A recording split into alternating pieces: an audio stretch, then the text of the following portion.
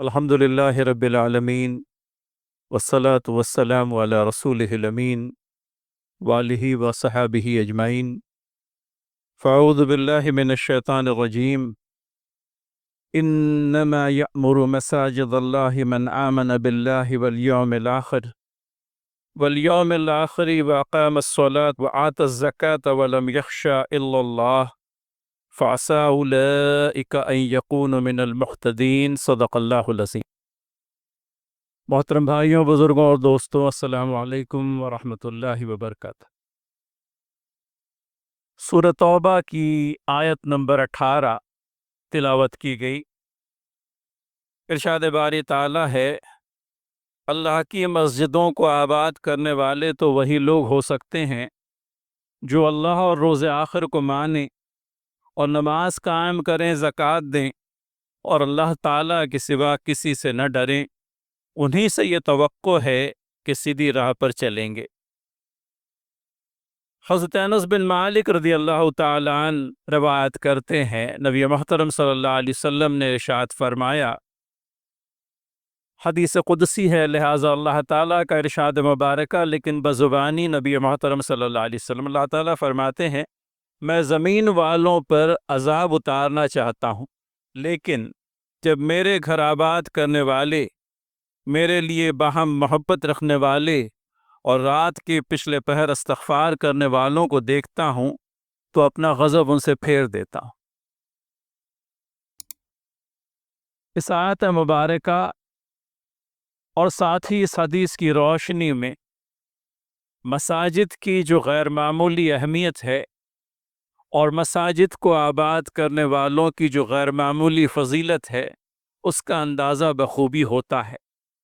رب تعالیٰ کے گھروں کو آباد کرنے والوں کی صفات کا تذکرہ ہمیں سورۃ توبہ کی آیت نمبر 18 میں ملتا ہے کہ اللہ کی مسجدوں کو آباد کرنے والے لوگ کون ہیں؟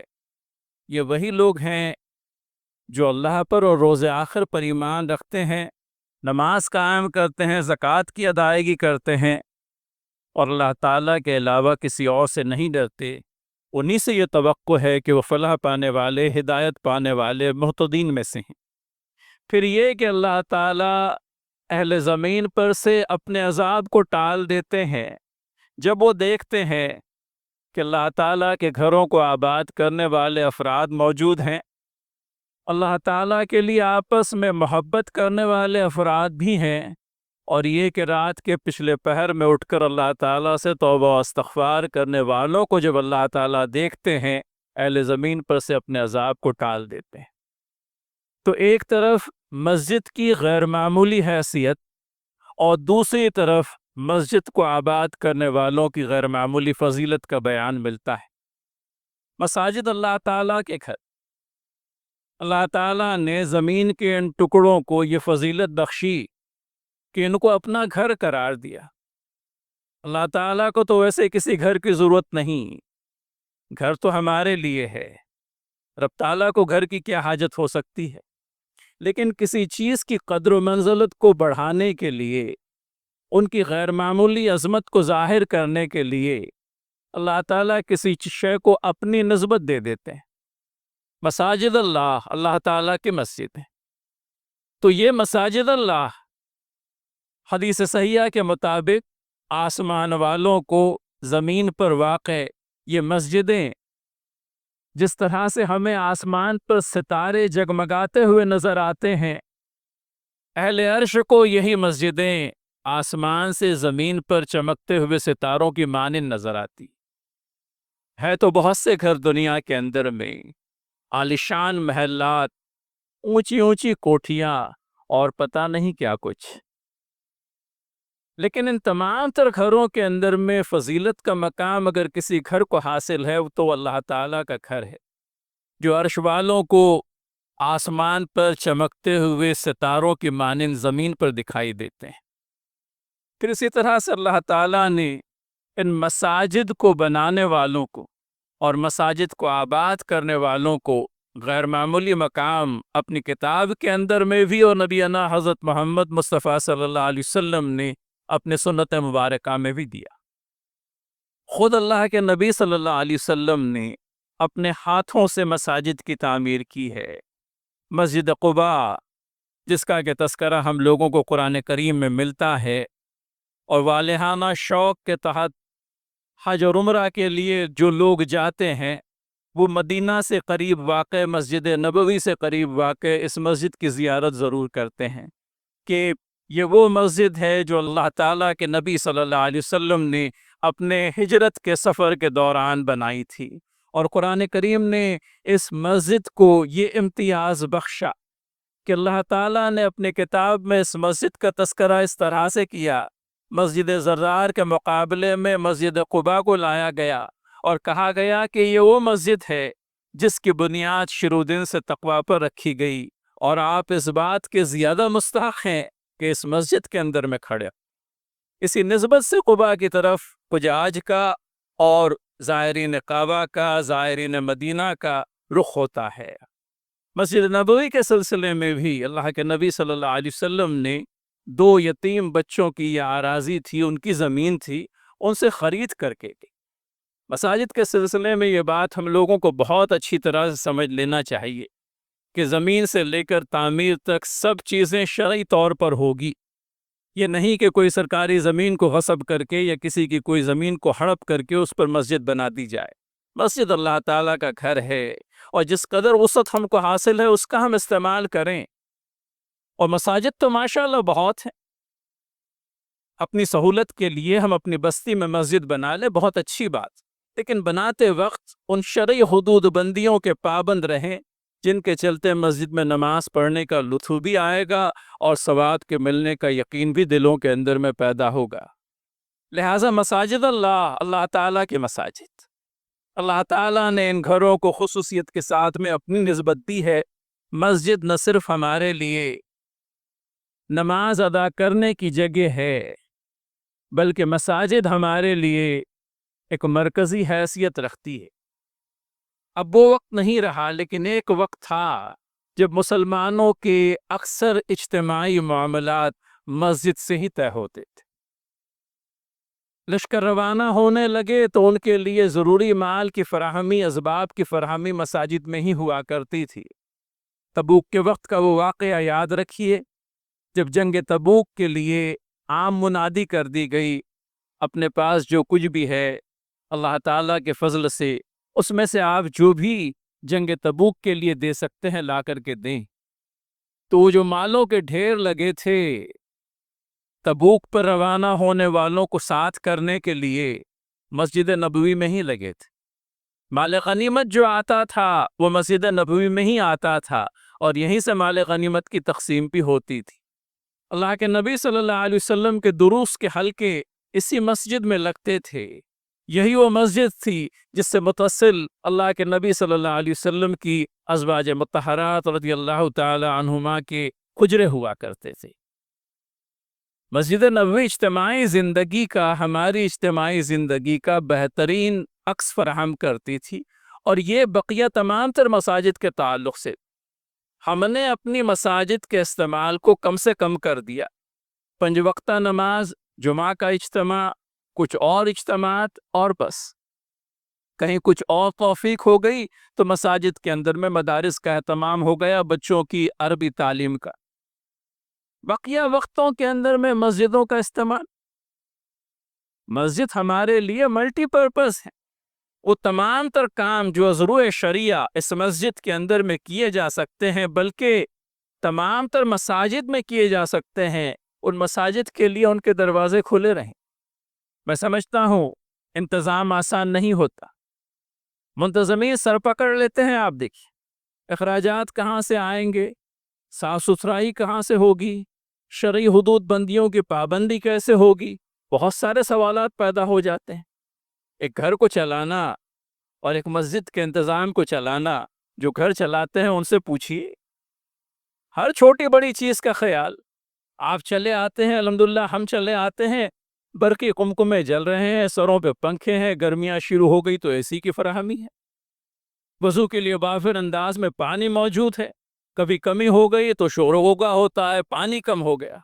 آپ کے گھر میں بھی تو پانی کبھی کم ہو جاتا ہے، اللہ تعالیٰ کے گھر میں پانی کی کمی کی شکایت کیوں کرتے ہیں؟ تو بہرحال کہنے کا منشا یہ کہ اس مسجد کے انتظامات کے اندر میں، اس کے اخراجات کے اندر میں جس قدر ہو سکتا ہے ہم اپنے طور پر بھی خرچ کریں، اپنے طور پہ وہی کچھ انتظامات کی ذمہ داری اپنے سر لیں کہ سارا کا سارا ثواب جو ہے وہ منتظمین کے ہی حصے میں کیوں آئے، آپ اور ہم بھی کیوں نہ اس ثواب کے اندر میں شریک ہو جائے۔ تو کہنے کا منشا یہ کہ جب ملٹی پرپز بنے گی تب ظاہر سی بات ہے کہ اخراجات بڑھیں گے، افراد لگیں گے۔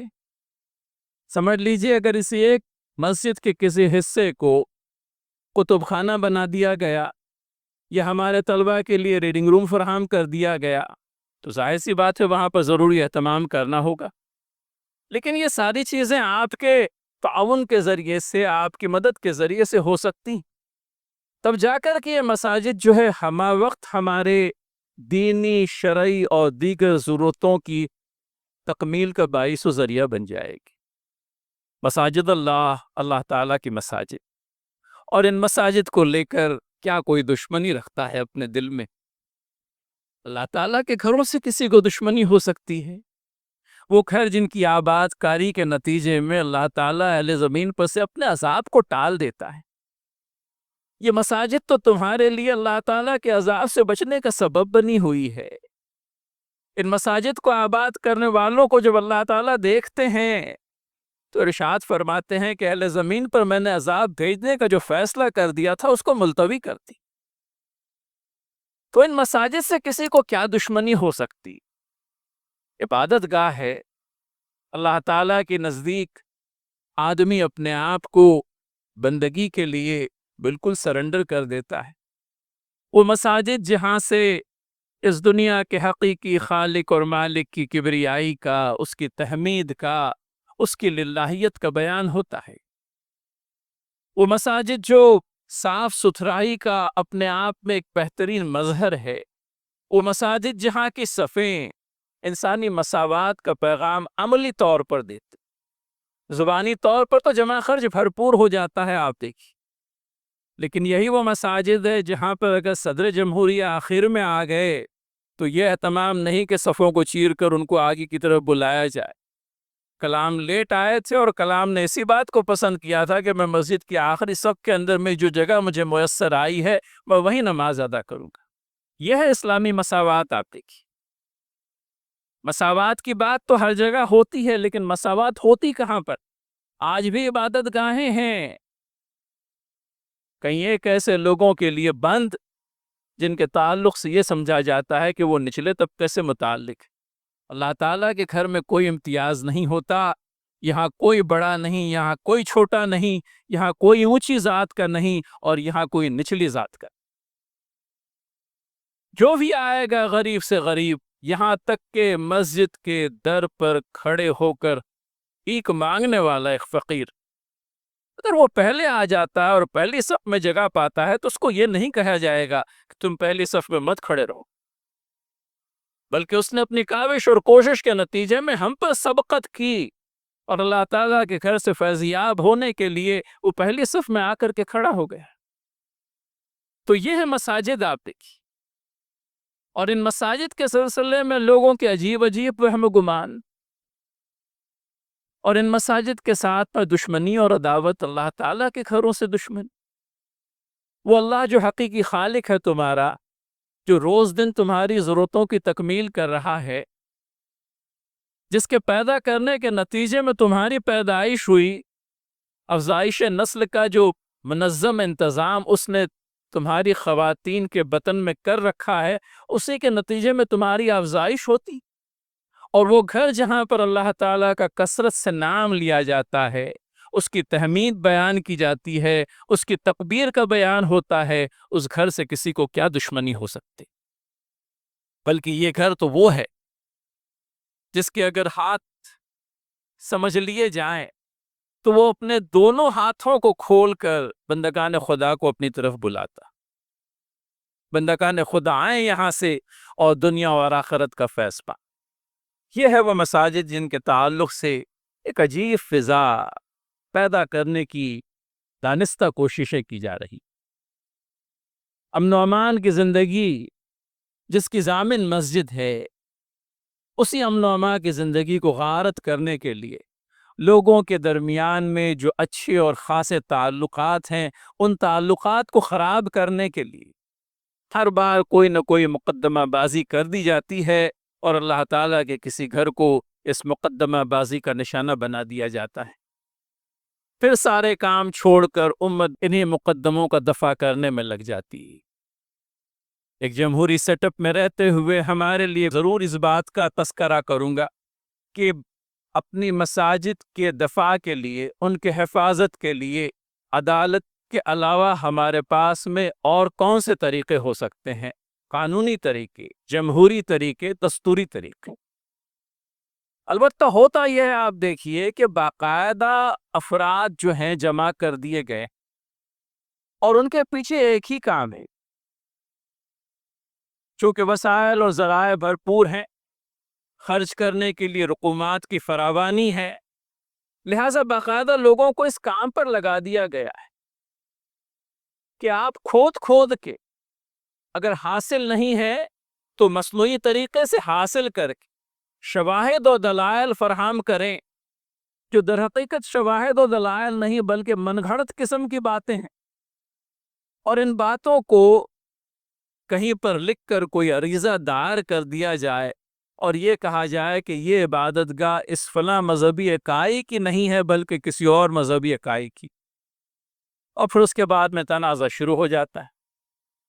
افراد امت اپنی مساجد کے تعلق سے بہت حساس ہیں، ہونے بھی چاہیے۔ وہ گھر جن کو ہم اللہ تعالیٰ کا گھر کہتے ہیں، ان کے تعلق سے ہماری حساسیت تو ہونی ہی چاہیے، لیکن حساس ہونے کے ساتھ میں ہم کہیں ہوش کے دامن کو کھو نہ بیٹھیں۔ آپ دیکھیے، وہ کام جو خود اپنی عاقبت خراب کرنے والا اور اپنے دنیا کو بگاڑنے والا ہے، اس کو ہم کیوں کر اختیار کریں؟ میں نے مانا کہ مسئلہ سنگین ہے، میں نے مانا کہ آپ کی حساسیت جو ہے اپنے عروج پر ہے، میں نے مانا کہ آپ کو پرووک کرنے کی، آپ کو اشتعال میں لانے کی بھرپور کوشش کی گئی، لیکن ان تمام تر فیکٹرز کے چلتے بھی اہل ایمان سے اس بات کی امید نہیں ہو سکتی کہ وہ کوئی ایسی حرکت میں اپنے آپ کو ملوث کریں جو ان کی دنیا اور آخرت کے اعتبار سے ان کے لیے نقصان دہ ہو۔ شرپسندوں نے اسے ہمیشہ شر ہی پھیلایا۔ آپ دیکھ، 5 معصوم جانے، 5 گھروں کے چراغ دیکھتے دیکھتے بجھ گئے، صف ماتم بچھی ہوگی۔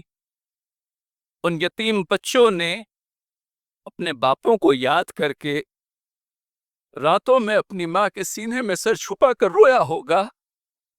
اس تو ہوا ہے، آپ دیکھ، اور سلام ہے ان جانوں پر، یہ جانیں رائے گا نہیں گئی، اللہ تعالیٰ کے یہاں علو مرتبہ پائے گی اللہ تعالیٰ چاہے۔ اللہ تعالیٰ کے گھر کے حفاظت کے اندر میں، اللہ تعالیٰ کے گھر کے حفاظت میں جن لوگوں نے اپنے آپ کو پیش کیا، اللہ تعالیٰ ان کی محنت کو رائے گا نہیں کرے۔ البتہ ایک درس ہمیں ملتا ہے، آپ دیکھیے، اور یہ درس اللہ تعالیٰ کے دین کے ذریعے سے اور اس کی کتاب اور نبی کریم صلی اللہ علیہ وسلم کی سنت کے ذریعے سے کاموں کو سر انجام دینے کا طریقہ اور سلیقہ بھی قرآن نے اور سنت رسول اللہ صلی اللہ علیہ وسلم نے ہم کو سکھایا ہے۔ کاموں کے لیے جو طریقہ اختیار کریں وہ طریقہ ہمارے لیے مفید ہو، اور کاموں کو کرنے کا سلیقہ بھی سیکھیں۔ کوئی ہدف ہڑبڑوں کے ذریعے سے، انڈسپلین کے ذریعے سے، یوں کہہ لیجئے کہ وقتی جوش اور خروش کے ذریعے سے حاصل نہیں ہو سکتا۔ آپ کا مد مقابل جتنا زیادہ ویل انفارمڈ ہے، آپ کا مد مقابل جتنا زیادہ وسائل اور ذرائع والا ہے، اور اس کی پشت پناہی کے لیے پورا کا پورا یوں کہہ لیجئے کہ انتظامیہ موجود ہے، ایسے میں odds are very much against us، ہمارے خلاف پڑ جاتی ہے بہت ساری چیزیں، اور ان باتوں کا بہرحال ہم کو کہیں نہ کہیں رعایت کرنی ہوگی، اور ہمارے پاس میں اپنی مدافعت کرنے کے لیے، اپنے جائز حقوق کو منوانے کے لیے جو گنجائشیں موجود ہیں ان کا استعمال قانونی طریقے سے ہم کو کرنا ہوگا۔ افراد امت اس طرح سے تیار کرنے ہوں گے جو مساجد کے حفاظت اور اس کے دفاع کا کام بھرپور انداز میں کر سکے۔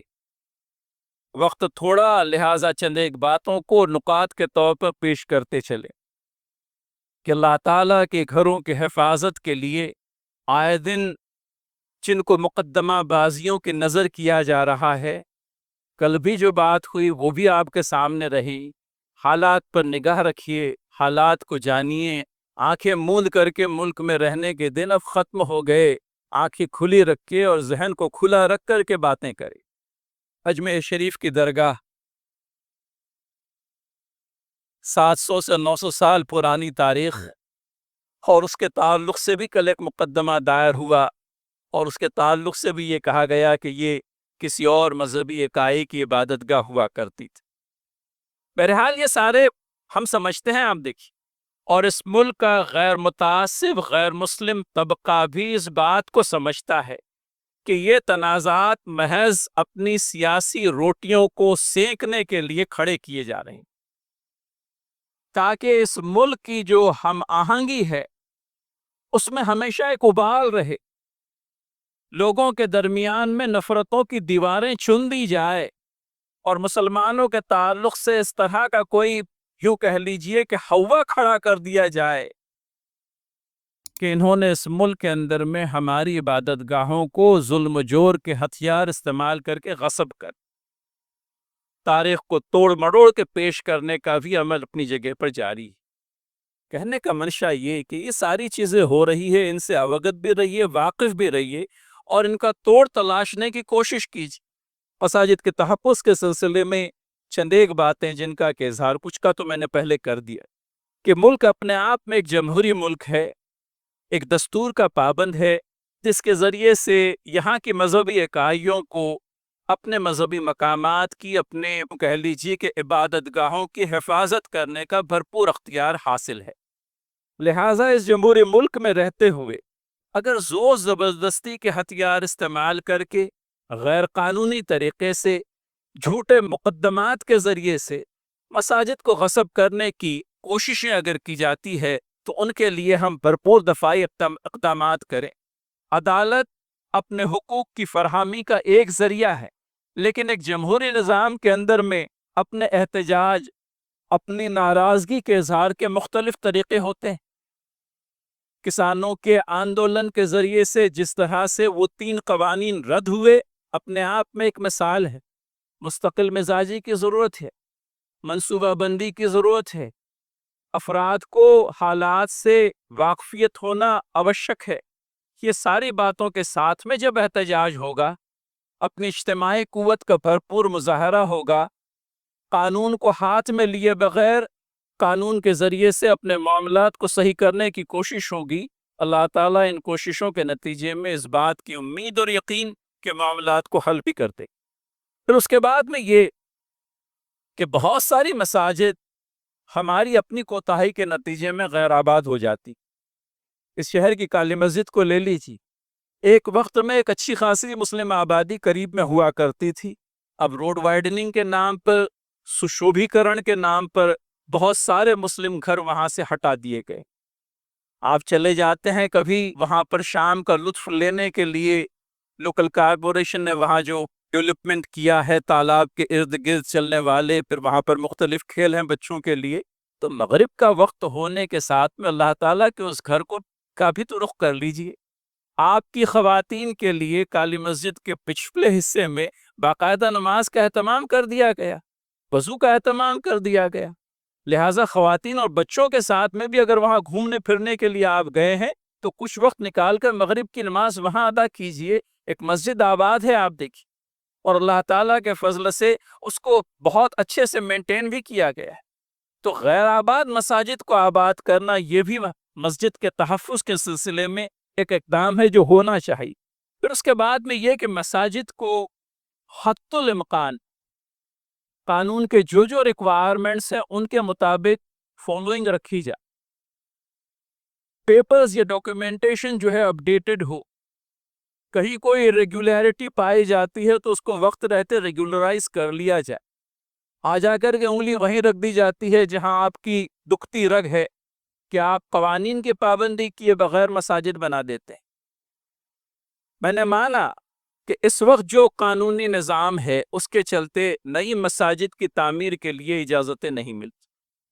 البتہ جو مساجد اس وقت موجود ہیں وہ کم از کم جس حد تک ممکن ہے اپنے ڈاکیومنٹیشن کو اپڈیٹ کریں، صحیح کریں، اور جہاں تک ممکن ہو ان لوگوں کی دسترس سے بچنے کے جو اہتمام ہو سکتے ہیں وہ سب کر لیں. اور سب سے آخری بات وہ یہ کہ مسجد تو بنا لی شبر میں، ایما کی حرارت والوں نے، من اپنا پرانا پاپی ہے، برسوں میں نمازی بن نہ سکا. علامہ نے یہ بات اس وقت کہی تھی جب لاہور کے اندر میں کوئی ایسی مسجد کی تعمیر ہو رہی تھی جس کے سلسلے میں کوئی تنازع کھڑا ہوا تھا. مسجد تو بن گئی لیکن پھر وہ نمازیوں کے لیے ترستی رہی. اللہ تعالیٰ کے بندو، تمہیں مسجد سے بڑا لگاؤ ہے نا، تم مسجد کے تعلق سے بہت حساس ہو، اس کو آباد کر دو. اس پر آنے والے تمام تر یوں کہہ لیجئے کہ اقدامات کا رخ اپنے آپ رک جائے گا اللہ تعالیٰ. تم اس کو راضی کرنے کے لیے اس کے گھروں کو آباد کرو، اور تمہارے گھروں کو آباد کرے گا اور اپنے گھروں کو آباد کرنے کا تمہیں ذریعہ بناتے. آنسو تو ہم بہت بہاتے ہیں، ہمارا دل خون کے آنسو روتا ہے. علامہ اقبال نے پھر اسی نظم کے اندر میں ایک اور بھی شعر کہا تھا، نم آنکھیں تو ہو جاتی ہے پر کیا لذت اس رونے میں. یہ ساری باتوں کو سن کر دل کڑتا ہے، آنکھیں جو ہے نمناک ہو جاتی ہے. نم آنکھیں تو ہو جاتی ہے پر کیا لذت اس رونے میں، جب خون جگر سے اشک پیازی بن نہ سکے. آپ کے آنسو بہانے سے زیادہ اللہ تعالیٰ آپ کے خون جگر اور کوشش کو دیکھنا چاہتا. آپ کوشش و کاوش کر کے اس کے گھروں کو آباد کریں، تب اس خون جگر کے نتیجے میں آپ کی آنکھ سے بہنے والا جو آنسو ہے وہ پیازی بنے گا، وہ ایک خون کا قطرہ بن جائے گا. اس کے اندر میں خون کی جب آمیزش ہوگی تو اس کا رنگ جو ہے پیاز کا جیسا رنگ ہوتا ہے، گلابی، اس طرح کا ہو جائے. تو آنکھیں تو نم ہو جاتی ہے پر کیا لذت اس رونے میں، جب خون جگر کی آمیزش سے اشک پیازی بن نہ سکے. خون جگر ضروری. خون جگر کا دوسرا نام آپ کی انتھک کوشش ہے. لہٰذا اپنی انتھک کوششوں کے ذریعے سے ہی اپنی مساجد کو آباد بھی کریں، ان کا دفاع بھی کریں، ان کی حفاظت بھی کریں، اللہ تعالیٰ سے دعا بھی کریں، اور دعا کے علاوہ اللہ تعالیٰ سے توفیق فکر و عمل بھی حاصل کریں. توفیق فکر و عمل جو پہلے فنا ہوتی ہے اور بعد میں ہماری شوقت پر زوال آتا ہے. اللہ تعالیٰ سے دعا ہے باری تعالیٰ کہنے سننے سے زیادہ توفیق فکر و عمل عنایت کر، کوتاہیوں اور لغزشوں کو معاف فرما، تیرے گھروں کے حفاظت کا ذریعہ بنا، اور تو سب سے بڑھ کر اپنے گھروں کے حفاظت فرما. آمین یا رب العالمین. وآخر دعوانا ان الحمد للہ رب العالمین.